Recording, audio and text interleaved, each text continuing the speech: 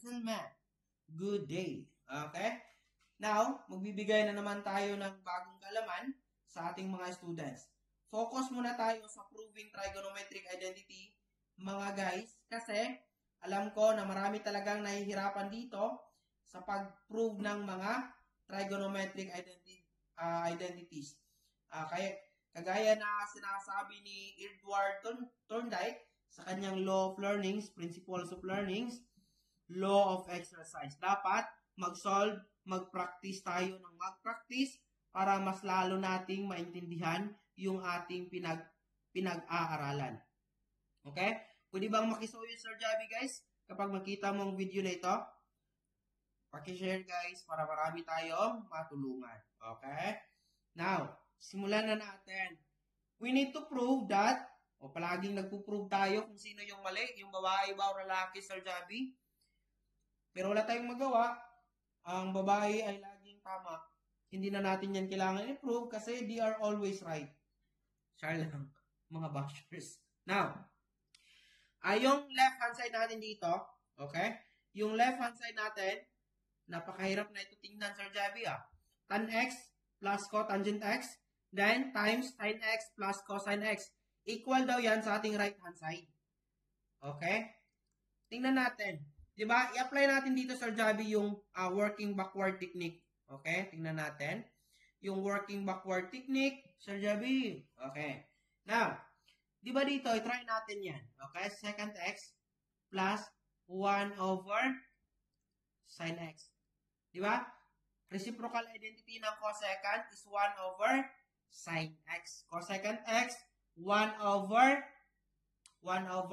sin x. Now, dapat makakuha na tayo ng ganito, Sir Javi.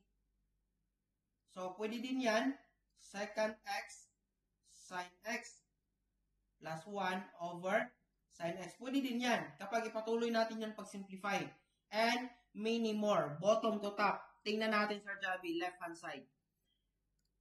Sino kaya dito yung ating i-change yung identity? Okay? Ang i-change natin dito, itong cotangent x. Lagyan natin yan, that is reciprocal tangent x. 1 over tangent x. Dito, sin x plus cosine, that is 1 over secant x. Reciprocal identity. Now, simplify lang natin. Di ba mayroon yung 1 na denominator? Okay? Simplify natin. Cross multiply lang. Tan squared x plus 1 over tangent x. Then, dito, mayroon yung 1 sin x times secant x plus 1 over secant x. Tama? So, dito, Sir Javi, ano na yung gagawin natin? Ano na yung gagawin natin dito? Now, dito, mayroon tayong identity. Di ba secant ito? Di ba secant? Mayroon tayong idea, Sir Javi. Tan squared x plus 1, that is Pythagoras identity. Tama? Okay, now, di ba tan squared x plus 1, di ba that is equal to secant squared x, tama? So, therefore, change na yan. Maging secant squared x na yan, plus, secant squared x na yan. Secant squared x over tangent x. Merong secant, Sir Javi. Merong secant yung right-hand side natin. Posible. Posible, Sir Javi. Okay, shake. Okay, now, dito, sin times secant x. Ano kayo yung, okay, pakita na, Sir Javi, guys. Ganito kasi yan.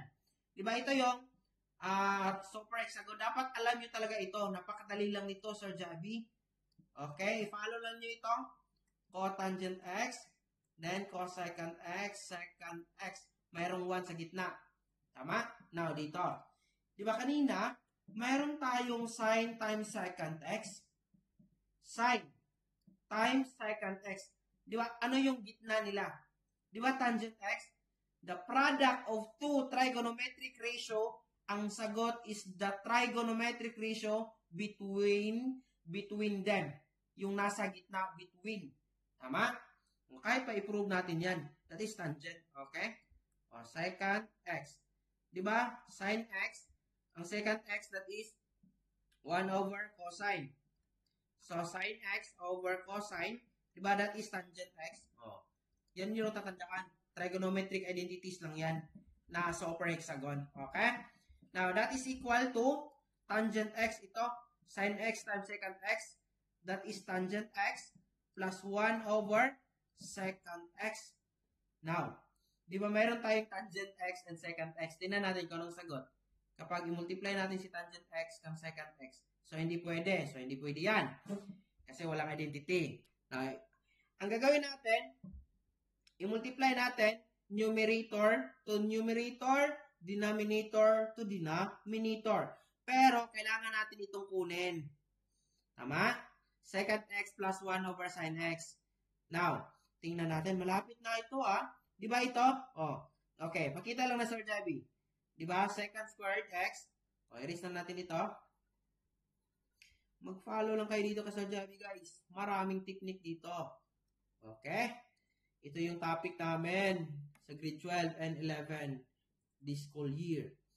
So, shik talaga yung mga students sa Sir Javi nito. Okay? Pero walang problema. Sir Javi, tutulungan ko ang mga estudyante, guys. Hindi mahirapan, guys. Ganyan kamahal. Ganyan ko kamahal yung mga students ko, guys. Okay? Sana all mahal. Now, dito, multiply lang natin.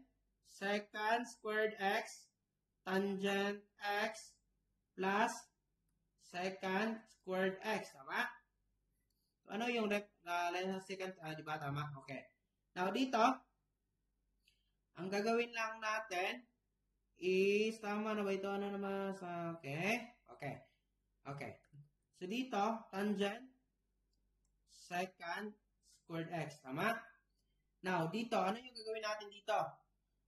Okay, ano yung gagawin? Secant squared x. Okay, secant squared x times tangent x plus 1. Okay. Now, ang gagawin natin dito, ano na? Diba? Pwede natin ito i-separate.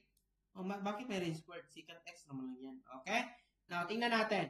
Okay? Now, diba plus yan? Pwede natin yan i-split apart. So, maging secant squared x tangent x over tangent secant x. Tama?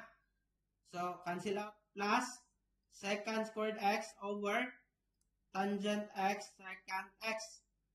So, dito, ang mangyayari na dito, Sir Javi, di ba secant squared x, ito cancel out itong tan x. So, secant squared x over secant x, ang matira is secant x. Tingnan natin. Di ba mayroong secant x? Malapit na, Sir Javi. Ito, plus. Okay. Tingnan natin. Di ba secant squared x, secant x. So, ang natira na yan, ang matira is secant x over tan x. Tama? Now, paano natin ito kaya kukunin? Di ba tama na ito secant x? Pero cosecant x, paano ka natin yan titirahin, Sir Javi? Yung secant x over tan x. Paano kaya titirahin yan? Actually, that is correct. Simplify natin yan. Okay? Dito sa itaas. Okay? Mayroong mga distraction na. Distraction. Stimulus bound. Sana all. Prof. Ed. Dala Prof. Ed pa rin. Diba? Secant x. Okay? Anong nangani man ni guys? Okay? Secant x. So, baba na lang tayo. Okay? So, secant x plus secant x over tangent x. Tama? Now, kailangan nating i-simplify ang secant x over tangent x para maging cosecant x na yan. Diba? Dapat 1 over sin yan dapat. Okay, now. Dito, ituturo na Sir Javi, guys, yung technique dito. Okay? Diba? Yung secant x, mayroon yang reciprocal identity. Okay? So, secant x plus 1 over cosine, tama? Over tangent x. Okay? Now, so ano yung mangyayari, Sir Javi? Copy lang natin yung secant x. Secant secant x. Di ba mayroon yung 1? That is division. Law of multiplication. Get the reciprocal. Tama? Then maging multiply na yan. 1 over tangent x. So dito malapit na Sir Javi. So secant x plus 1 over cosine x times tangent x. Tingnan nyo.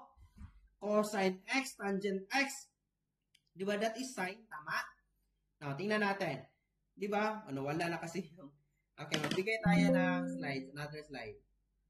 Para makita nyo talaga. May pa hindi ko yung dinilit kanina, ha? Okay. Makita na Sir Javi, guys, yung super hexagon. Di ba? Okay, now. Di ba? Tangent x, sine x, cosine x, tangent x, cosecant x, secant x. Di ba? Cosine and tangent multiplication. Cosine, tangent. Anong nasa gitna? Sine. Therefore, maging sine na yan. Plus 1 over sine, Sir Javi. Di ba tama yung ginina na right hand side natin ito? Okay. Nag-meet na sila. So, 1 sine x, that is equal to cosecant x. So, natapos na rin, Sir Javi.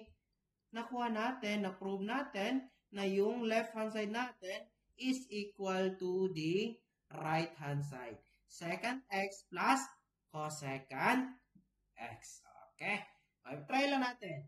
Granting for the sake of argument, benefit of the doubt, kung sin x talaga.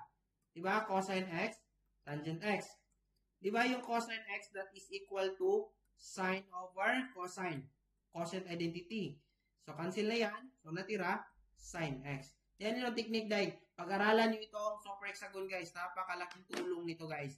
Okay? Shake kayo, guys. This is my last vlog today. Maybe next day. Okay? Loobin ng Diyos. Magbibigay pa tayo ng mga mahihirap na trigonometric, proving trigonometric identities. Okay? Okay. Magsikap lang kayo, guys. Huwag sukuan ng pangarap. Huwag sukuan ng pangarap, mga students. Okay. Shake.